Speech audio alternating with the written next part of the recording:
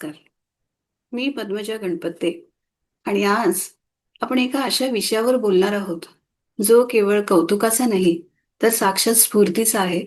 अशा स्त्रियांच्या प्रवासाबद्दल, ज्या केवळ घर आणि करिअर यामध्ये समतोल राखत नाहीत, तर त्याही पुढे जातात. त्या समाजाच्या चौकटी मोडतात आणि राजकारणासारख्या कठीण वाटेवर पाय ठेवतात. आपला आवाज ठामपणे मांडतात आणि नेतृत्व स्वीकारतात. तर चला तर स्वागत करूया अस्मिता करंदीकर यांचं. अ, अस्मिता ताई करंदीकर या उत्तर कोथरूड भाजप मंडळ याच्या जनरल सेक्रेटरी आहेत आणि त्याचबरोबर पुणे महिला मंडळ बाणेर औंध बालेवाडी ब्रांच याच्या त्या अध्यक्ष आहेत. तर अस्मिताजी, चाय गपशप आणि जिंदगी यामध्ये तुमचं मनापासून स्वागत. तर अस्मिताजी, सर्वप्रथम तुम्ही आमच्या प्रेक्षकांना तुमच्या करिअरच्या प्रवासाबद्दल सांगा. तुम्ही HR मध्ये MBA केल्यानंतर कॉर्पोरेटमध्ये काम केलत आणि त्यानंतर समाजकार्य, नेतृत्व आणि आता राजकारण.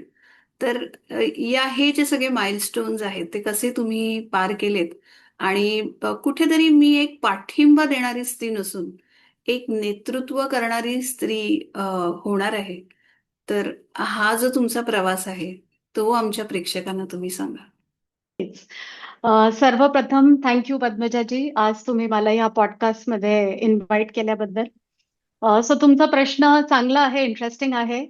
तर मी जेव्हा करिअरची सुरुवात केली तेव्हा सर्वसाधारण एक स्त्री आपलं शिक्षण पूर्ण केलं.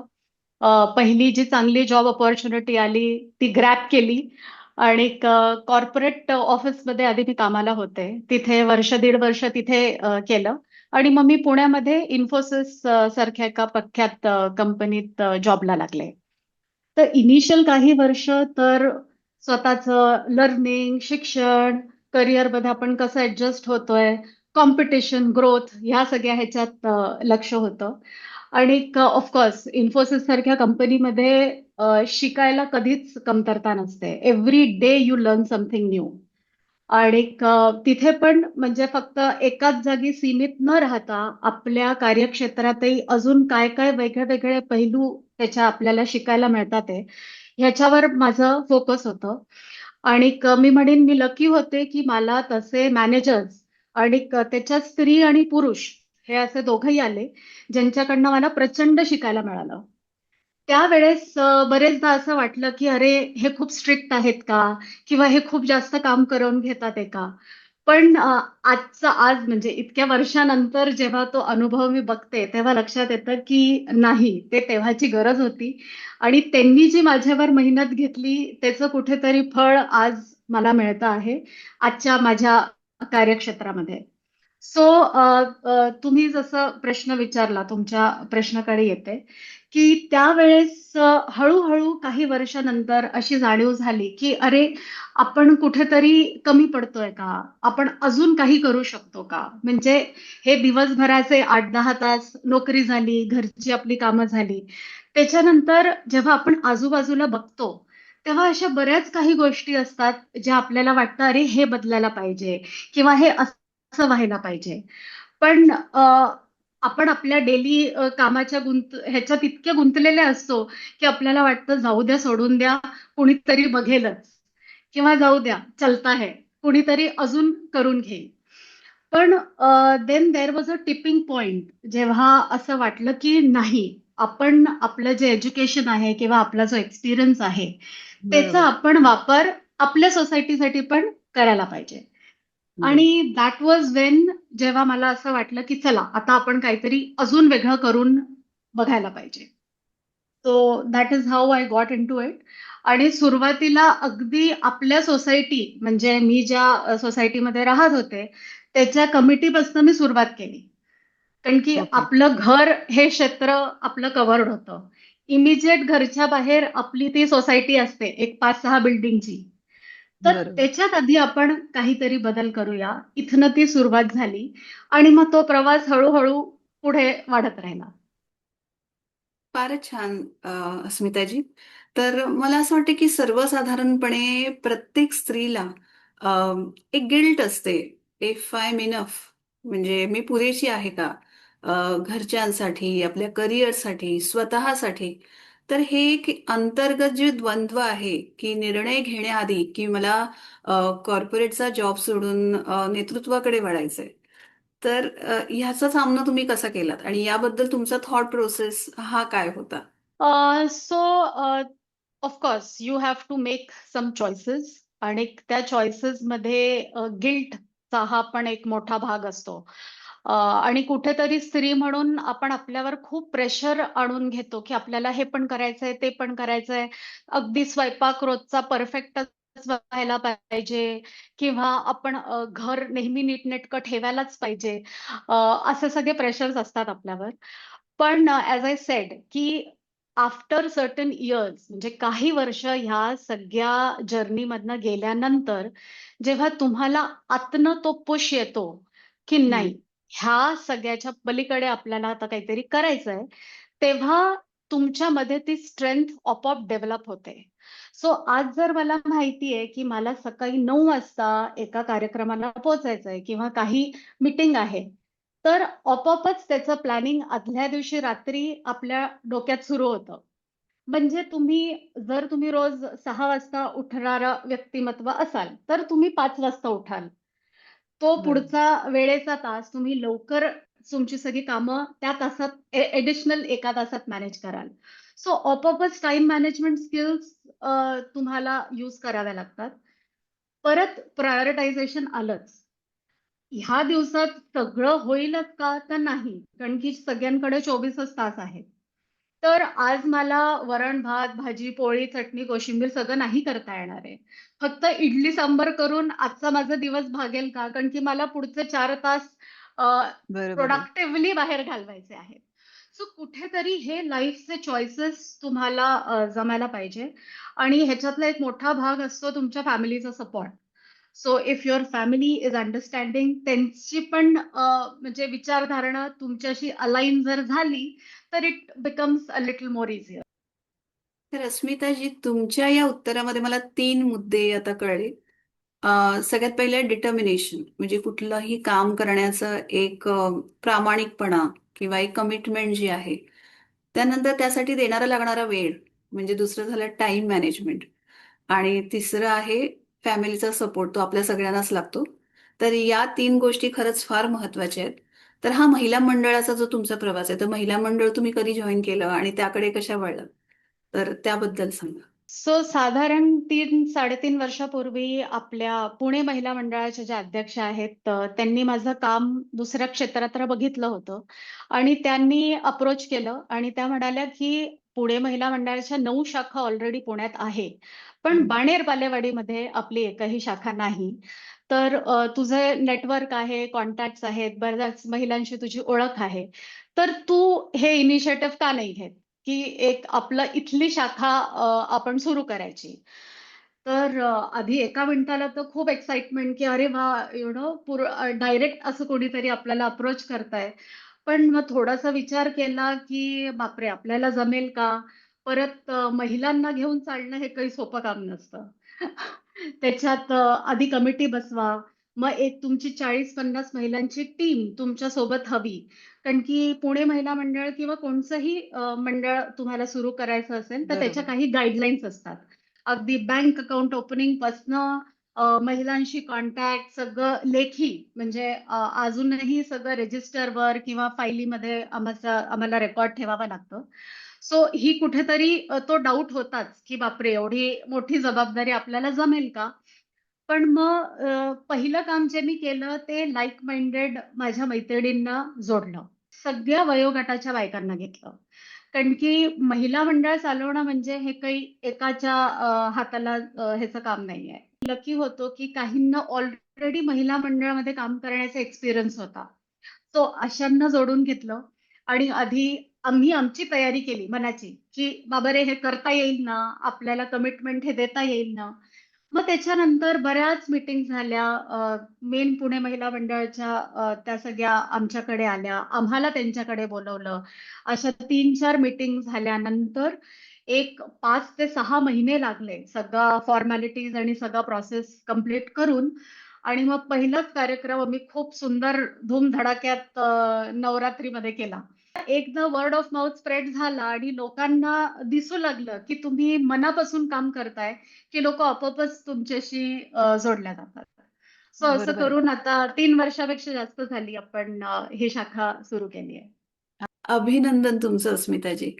तर आपल्याकडे पुरुषप्रधान संस्कृती आणि त्यातल्या त्यात राजकारण म्हटलं म्हणजे थोडीशी भीती, थोडासा संकोच किंवा थोडासा आत्मविश्वासाचा अभाव. तर या गोष्टींचा तुम्हाला कुठेतरी सामना करावा लागला का? आणि याबद्दलचा जो तुमचा अनुभव आहे, तो तुम्ही शेअर करू शकता का? हो, नक्कीच. मला आठवतंय पहिल्यांदा जेव्हा भाजपचं पत्र मिळालं, अपॉइंटमेंट लेटर, तेव्हा अक्षरशः हात म्हणजे माझे कापत होते, की अरे बापरे! आपण काय करत होतो आणि आता आपण एका पॉलिटिकल पार्टी जी जगात सर्वात मोठी पार्टी म्हणून ओळखली जाते, त्याची आपण फॉर्मली एक जबाबदारी उचलतो आहे. सो एक्साइटमेंट होतं, थोडीशी भीती होती, की हे आपल्याला जमणार आहे का? की आपण जे आधी करत होतो तेच सुरू ठेवायचं. पण तेव्हा खूप लांबचा विचार न करता असा विचार केला, की 6 महिने करून बघू, बघूया कसं वाटतंय. आणि हळू-हळू एक-एक प्रोजेक्ट म्हणा किंवा छोटी-छोटी आपल्या एरियातली कामं करता-करता मग त्याच्यात रुळले. आणि असं जसं आपल्याला वाटतं, की पुरुष प्रधान हो आहे, पण काय ते पुरुष प्रधान? कारण की महिला त्याच्यात शिरतच नाही. सो कुठेतरी बरोबर आहे. हे आपणच त्याला पुरुष प्रधान बनवलेलं आहे. आणि म्हणून आमच्या भागात पहिलं आम्ही ऑब्जेक्टिव्ह हेच घेतलं, की जास्तीत जास्त महिलांना जोडून घ्यायचं. सो बरोबर. माझ्या प्रभाग अध्यक्षा पण तेव्हा महिलाच होत्या आणि त्यांच्या अंडर आम्ही सुरुवात केली. अगदी मोजक्या आम्ही दोघी-तिघी जणी होतो. म्हणजे सगळीकडे कारनी एकत्र जायचं, अ, कुठे काय कसं काय कमी जास्त ते सगळं मॅनेज करायचं. आणि बरोबर. हळू ते 3 चे 30 आणि आज आमची 60 जणांची टीम आहे. सो मला खूप आनंद होतोय, की 3 वर्षात हा खूप चांगला प्रवास आहे, की आज स्वतःहून महिला आम्हाला कॉन्टॅक्ट करतात आणि आम्हाला त्यांना सांगावं लागतं, की "अरे बाबा, आमची खूप मोठी टीम आहे. तुम्हाला खरंच करायचं आहे का जॉइन?" अशी आम्ही गंमत करतो. पण now people are looking forward to it. आणि आपल्या सरकारने पण आता 33% रिझर्व्हेशन दिलेलं आहे. Additional motivation for all the women who want to do some constructive work in politics. तर आपण नेतृत्वाबद्दल बोलूया, की जेव्हा तुम्ही स्पष्ट बोलता, आपलं मत ठामपणे मांडता, परखडपणे मांडता, तेव्हा तुमच्यावर टीका होते का? आणि या प्रकारची टीका तुम्ही कशाप्रकारे त्याचा सामना करता? किंवा अ, त्यावेळी त्या सगळ्या ठिकाणं झुगारून स्वतःची एक ओळख निर्माण करणं किंवा जपणं, हे किती आव्हानात्मक आहे तुमच्या मते? ॲज आय वाज सेइंग, की कोणत्याही कार्यक्षेत्रात 2 गोष्टी असतात. असर्टिव्हनेस आणि अग्रेसिव्हनेस. अग्रेसिव्हनेस कधीच तुम्हाला पुढे घेऊन जाणार नाही. कारण की लोकं तुम्हाला तशा दृष्टीने, की हां, हे कोणीतरी चिडकी आहे, फक्तच आवाज वर करून बोलते. So that is not going to help. Correct. Assertive म्हणजे शांत आवाजातही स्वतःचा मुद्दा ठामपणे समोरच्या बरोबर ठेवता यायला पाहिजे. तुम्ही तुमचा मुद्दा कधी मांडू शकता? जेव्हा तुमच्या डोक्यात क्लॅरिटी असेल. म्हणजे त्या विषयाचा तुम्हाला अभ्यास करावा लागेल. ऑफिसमध्ये किंवा कोणत्या विभागामध्ये एखादा मुद्दा मांडते आहे, तर त्याचा मला व्यवस्थित अभ्यास करून जावा लागेल आणि मग समोरचा कितीही चिडला, कितीही काहीही बोलला, तरी शेवटी त्याला शांतपणे तुमचं उत्तर किंवा तुमचा प्रश्न ऐकूनच घ्यावा लागेल. आणि ह्याचा एक्सपिरियन्स आम्हाला बरेचदा येतो, जेव्हा आम्ही कोणत्या विभागामध्ये किंवा कोणत्या ऑफिसमध्ये लोकांचे काही विषय घेऊन जातो. तेव्हा समोरचे काहीतरी एक्सक्यूजेस देतात, काहीतरी कारणं सांगतात. मग आम्ही त्यांना आमचा अभ्यास दाखवतो. हे बघा फोटो. अगदी सरळ सोपं. एका एरियातला कचरा उचलला नाही गेला. हं. आता किती किती साधा प्रॉब्लेम आहे. पण ह्याच्यावरही ते कारणं सांगणार. गाडी नव्हती, अमुक नव्हतं, तमुक नव्हतं. मग मागच्या 10 दिवसाचा डेटा. हा माझ्याकडे फोटो आहे. हा तिथल्या नागरिकांची आलेली तक्रार आहे आणि हे मी तुमच्या समोर मांडते आणि त्याच्यासोबत पत्र दिलं. आता त्यांना उत्तर द्यावंच लागेल किंवा काहीतरी ऍक्शन घ्यावीच ओके. लागेल. आणि हम्म. मग त्या ऍक्शनवर मग फॉलोअप. फक्त जाऊन आज मी पत्र देऊन आले, फोटो काढले, सगळीकडे पोस्ट केले, असं करून चालत नाही. Then you are just showing off, you are actually not correct. Working.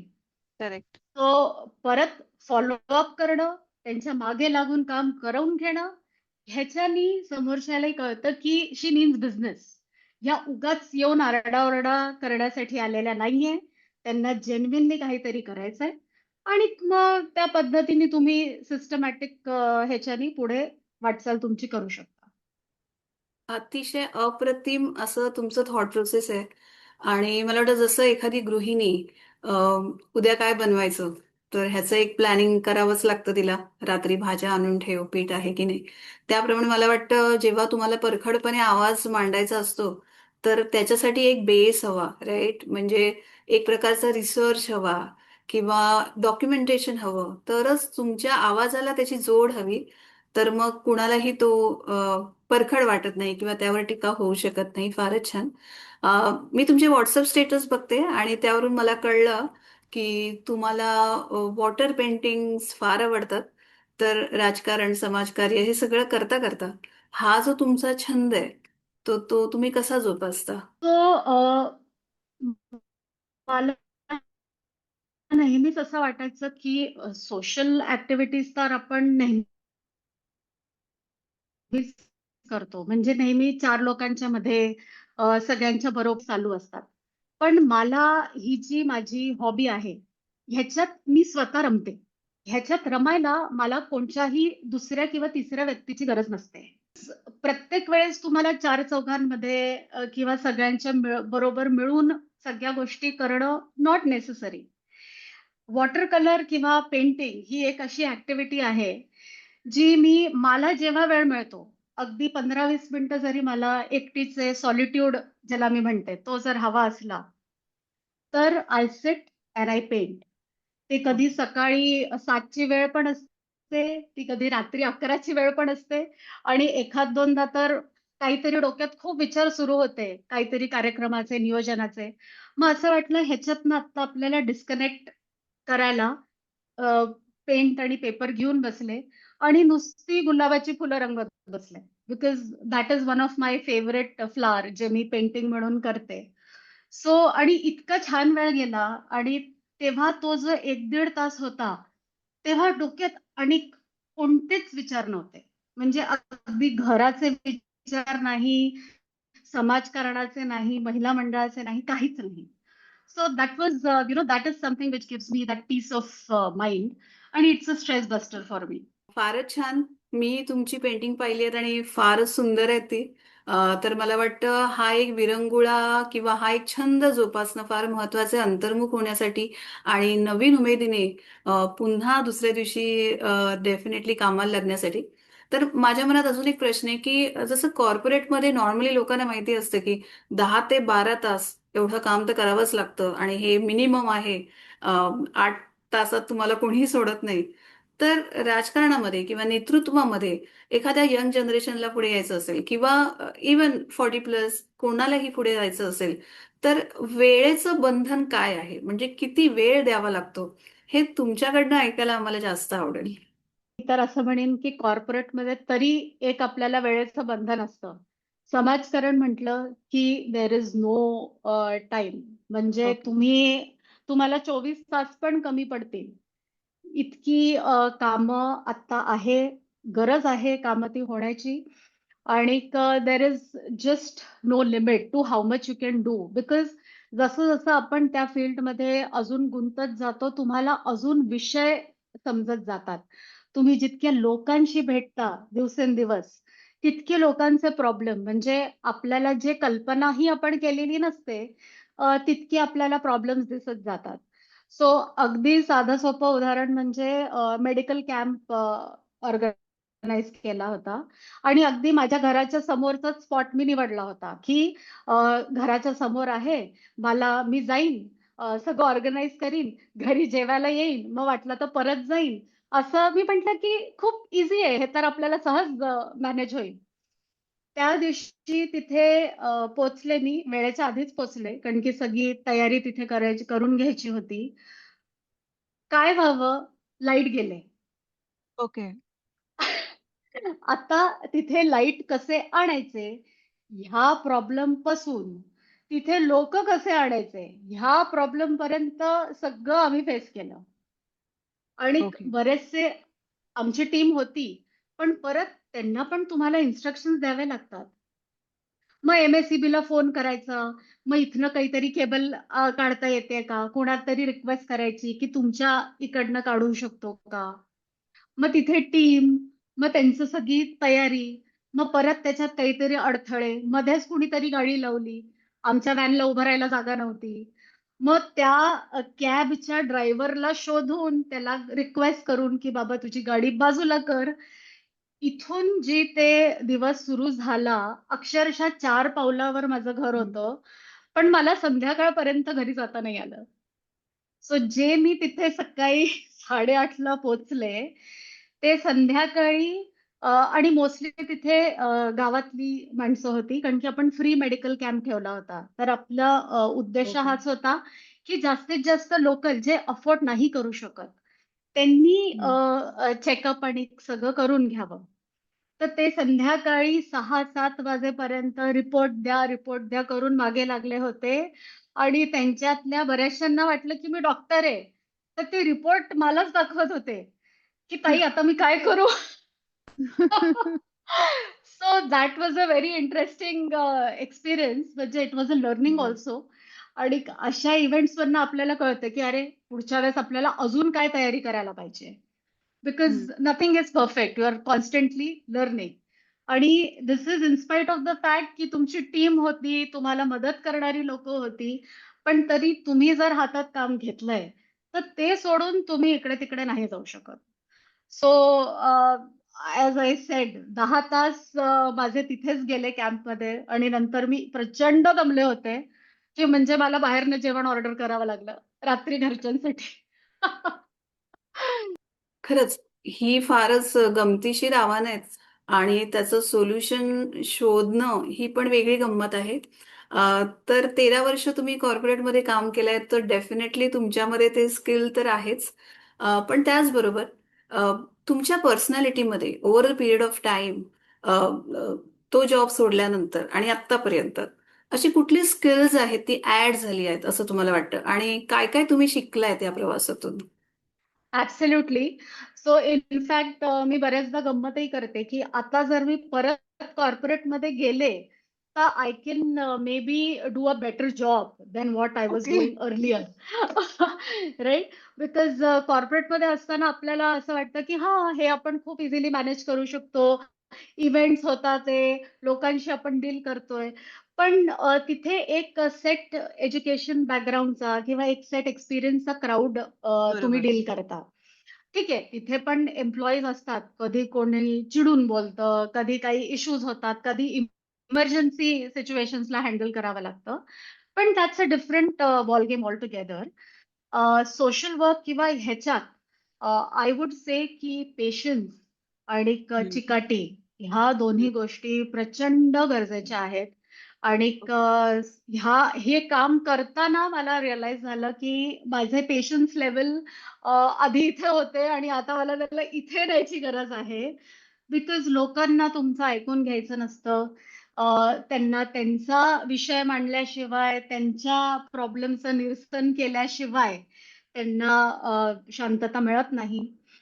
अगदी सिंपल उदाहरण तुम्हाला सांगायचं म्हणजे इलेक्शन्सच्या वेळेस मी बूथ प्रमुख आहे.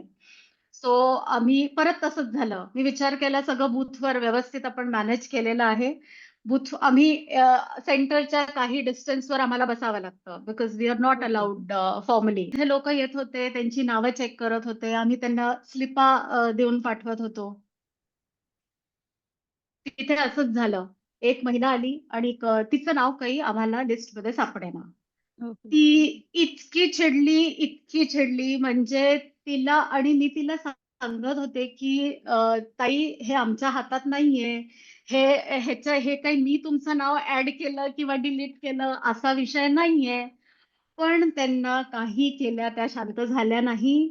शेवटी म्हणजे मला आता वाटू लागलं की बाई आता काय करावं. शेवटी मी हात धरून तिला माझ्या शेजारी बसवलं खुर्चीवर.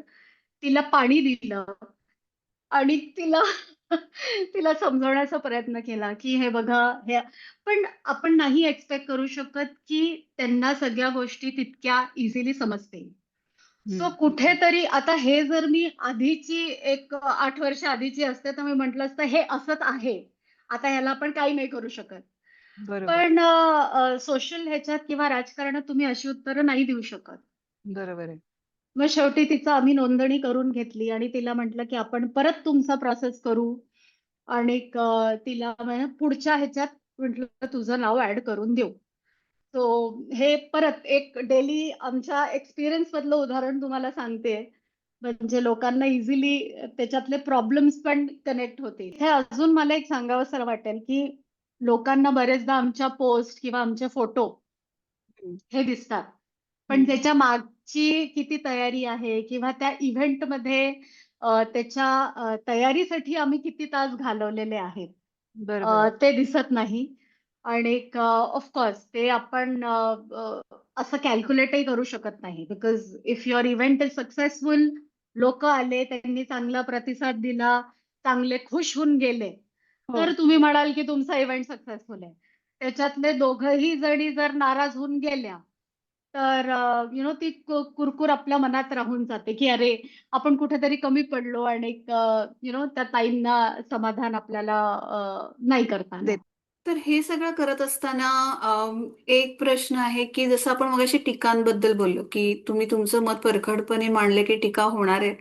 तर त्याच प्रकारे ऍप्रिसिएशन होतं का? कोणी कौतुकही करतं का? म्हणजे कौतुक पण होतं चांगलं काम केलं की, आणि टीका सगळ्यांकडनं म्हणजे कधीतरी आमचे वरिष्ठ असतात. आता पक्षामध्ये कसं प्रोटोकॉल, सिनियर ह्या सगळ्यावर प्रचंड भर दिली जाते. मी म्हणेन मी अजूनही नवीन आहे. हम्म. 30-30, 40-40 वर्ष ह्याच्यात घालवलेले लोक आहेत ज्यांच्या अंडर आम्ही काम करतो. सो हम्म. त्यांनी जर काही सांगितलं किंवा त्यांनी जर काही टीका केली किंवा अगदी रागवलं, तरी त्याचं वाईट नाही वाटत. हम्म.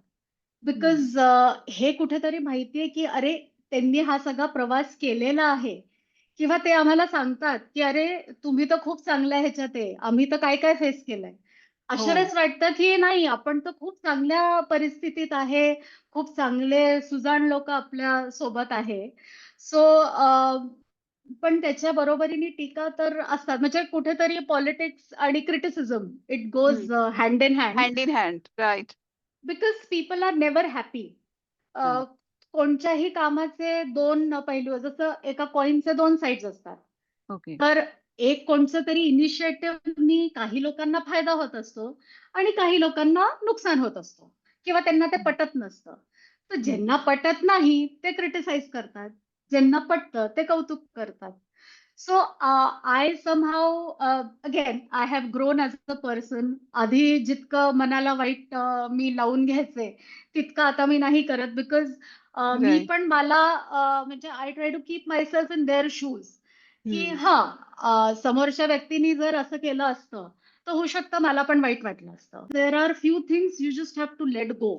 कारण की एवढं राईट. प्रत्येक गोष्ट मनाला लावून घेतलं ना तर तुम्ही सोशल पॉलिटिक्स ह्या सगळ्यापासून लांब राहिलेलंच बरं. हम्म. कारण की इतकं तुम्हाला समजून घेणारं कोणीच नाही मिळणार. करेक्ट. एखाद दोन तुमचे कोणी, आणि आपल्या सगळ्यांचे आपले कोणी गॉडफादर नाहीये. हो. आपलं कोणी परिवारातलं कोणी पॉलिटिक्स मध्ये नाहीये जे तुम्हाला प्रोटेक्ट करतील किंवा तुम्हाला पटापटा लोक गोष्टींपासून वाचवतील. So you should have that mental strength to face such challenges. तर आता नेतृत्व आणि समाजकार्य हे दोन्ही करताना असं कुठला प्रोजेक्ट आहे किंवा असं कुठलं काम आहे की जे तुम्हाला पुढे घेऊन जावंसं वाटतं की ज्यात तुम्हाला जास्त रुची आहे किंवा इंटरेस्ट आहे? One is civic issues, I would say overall, हम्म. because मला वाटतं की महिला म्हणून जे हम्म. सिविक इश्यूज असतात त्याच्याशी मी जास्त कनेक्ट करू शकते. ओके. म्हणजे ज्या गोष्टी मला घरात पाहिजे त्याच मला कुठेतरी माझ्या घराच्या बाहेर पण पाहिजे. हम्म. मग ते स्वच्छता असो, नीटनेटकेपणा असो, डिसिप्लिन असो, हम्म. ह्या जर मी घरात फॉलो करते आहे, तर ते घराच्या बाहेर का नाही? अच्छा. म्हणजे हम्म. जसं आपण घरात डस्टिंग करतो, साफसफाई करतो, सेम वे आपण सोसायटीमध्ये काही वर्मी कल्चरचं पीठ लावलं किंवा सोलरचा एखादा प्रोजेक्ट केला. हम्म. हम्म. ह्या गोष्टींमध्ये मला पर्सनली जास्त इंटरेस्ट आहे. Women health related issues. So hmm. That can be physical health as well as your mental health emotional, because mental, yes. Yeah yeah absolutely. Very nice. So त्यासाठी आपण वेगळे उपक्रम करत असतो so that we are able to balance both these.